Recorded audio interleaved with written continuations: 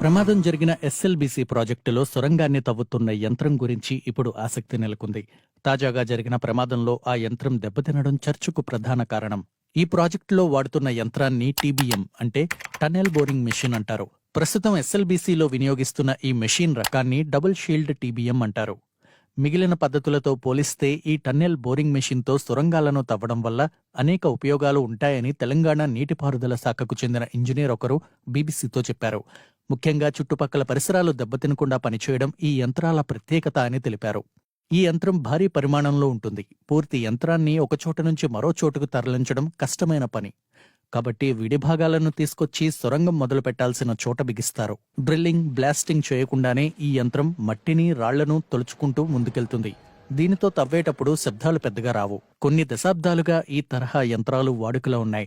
ఇందులో మెషిన్ ముందువైపు తిరిగే చక్రం ఒకటి ఉంటుంది. దాన్ని కటర్ హెడ్ అంటారు. తరువాత మేరింగ్ ఉంటుంది. అలాగే వచ్చిన వ్యర్థాలను పట్టే వ్యవస్థ కూడా ఉంటుంది.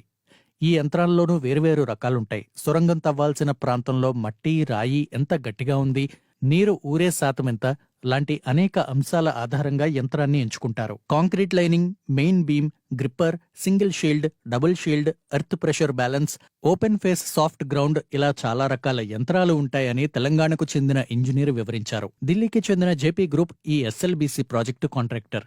సొరంగం తవ్వే పనిని జేపీ గ్రూప్ అమెరికాకు చెందిన రాబిన్స్ సంస్థకు అప్పగించింది. 2006 మే 26వ తేదీన ది రాబిన్స్ కంపెనీకి పని అప్పగించింది జేపీ గ్రూప్. మొత్తం 2 టీబీఎంలు, conveyor belt, backup system, spare పరికరాలు, ఇతరత్రా బాధ్యత అంతా ఈ సంస్థకే అప్పగించింది. 2008 మార్చిలో అవుట్లెట్ వైపు, 2009 అక్టోబర్లో ప్రస్తుత ప్రమాదం జరిగిన ఇన్లెట్ వైపు యంత్రం పని మొదలుపెట్టింది.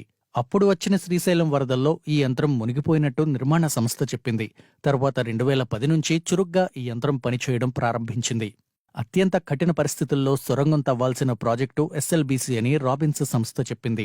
2020 నవంబర్ నాటికి 2 యంత్రాలు కలిపి 70% పని పూర్తి చేస్తున్నట్టు ఆ సంస్థ తెలిపింది.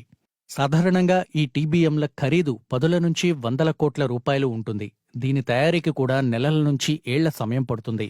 రాబిన్స్ సంస్థ తయారు చేసే నిర్మాణ యంత్రాల్లో 43 కోట్ల నుంచి 850 కోట్ల రూపాయల వరకు ఖరీదైన మెషిన్లు ఉన్నాయి. పన్నులు, రవాణా ఖర్చులు వీటికి అదనం. ఈ ధర ప్రతి యంత్రానికి మారిపోతుంది. కఠినమైన నేల ఉండి వేగంగా పని జరగాలి అనుకున్నప్పుడు ఈ తరహా యంత్రాలు అవసరమవుతాయని రాబిన్స్ సంస్థ చెబుతోంది. టీబీఎంకు ముందువైపు తిరిగే కట్టర్ హెడ్ ఉంటుంది. దాని తర్వాత టెలిస్కోపిక్, గ్రిప్పర్, టేల్ అని 3 షీల్డ్లు ఉంటాయి. ప్రపంచంలో భూమి లోపల నిర్మాణ పనులు చేపట్టే యంత్రాల తయారీలో పేరు ఉన్న సంస్థల్లో అమెరికాకు చెందిన రాబిన్స్ ఒకటి. కనీసం 1000 సొరంగాల నిర్మాణంలో తమ యంత్రాలను వినియోగించారని ఆ సంస్థ చెబుతోంది. సొరంగాలను తవ్వే టన్నెల్ బోరింగ్ మెషిన్లు, మట్టి తరలించే కన్వేయర్ బెల్ట్లు, మైనింగ్ యంత్రాలు, కట్టర్లు వంటివి ఈ సంస్థ తయారు చేస్తుంది. ఈ తరహా టన్నెల్ బోరింగ్ మెషిన్ల విషయంలో రాబిన్స్ ఎంత సమర్థవంతంగా పనిచేస్తుందో చెప్పేందుకు తాజా ఎస్ఎల్బీసీ పనినే ఉదాహరణగా చెప్పుకుంది ఆ కంపెనీ. ఈ టన్నెల్ నెలకు సుమారు 400 మీటర్ల పొడవు తవ్వితే అందుకు 14 కోట్ల రూపాయల ఖర్చు అవుతుందని, చెల్లించడానికి తాము సిద్ధంగా ఉన్నామని తెలంగాణ ఉప ముఖ్యమంత్రి మల్లు భట్టి విక్రమార్క ఒక సందర్భంలో వ్యాఖ్యానించారు. దాన్ని బట్టి ఈ యంత్రాల ఖర్చు ఎంత ఉంటుందో అర్థం చేసుకోవచ్చు.